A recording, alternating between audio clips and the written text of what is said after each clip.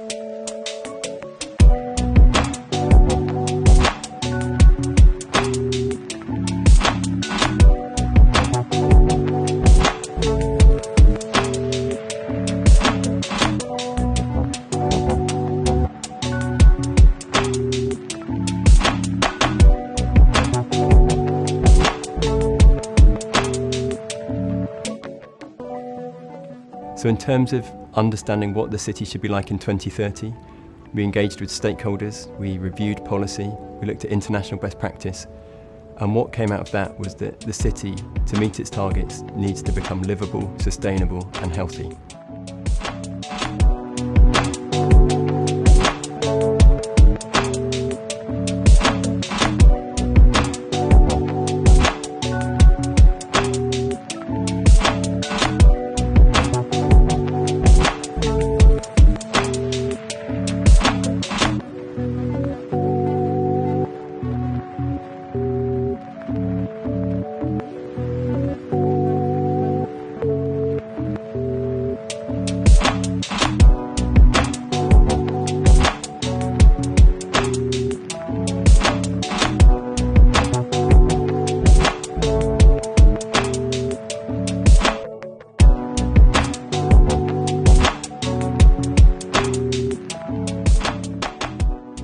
Take the existing city and we can compare it to the vision that we want to create.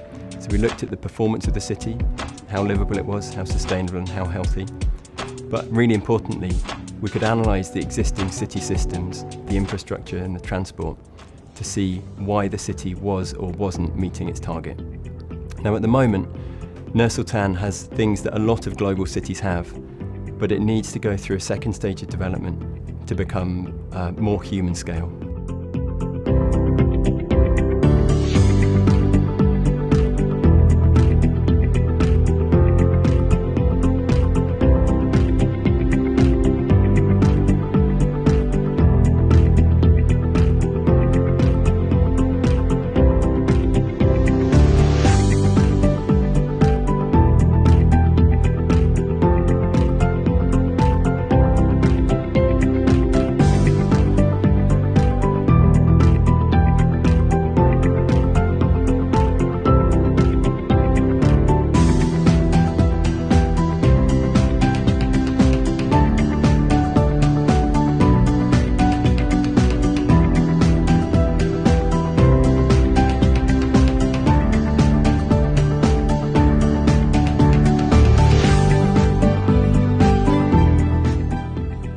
Third stage was to understand how to change the city. We can use our early analysis to target specific changes to exact locations. We know from analysing the city that it's big and low density, and that makes it feel very quiet and inactive. And to prevent any further sprawl, we wanted to concentrate any population growth within the boundary of the current city, and this will help to improve and intensify parts of it. We needed to add bridges in particular places, and that will help reduce congestion on the existing bridges. And we also needed to identify the best places to accommodate new jobs. Finally, we needed to work out how to connect the new jobs to the new population.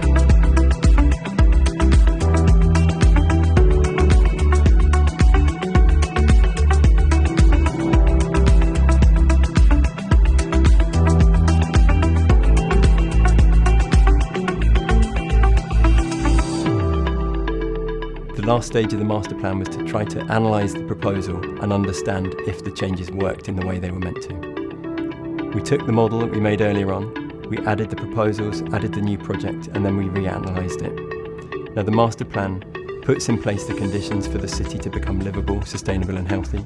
It makes it more walkable, it reduces the dependence that people have on private cars, and it puts in place strategies for the city to meet its emissions and recycling targets.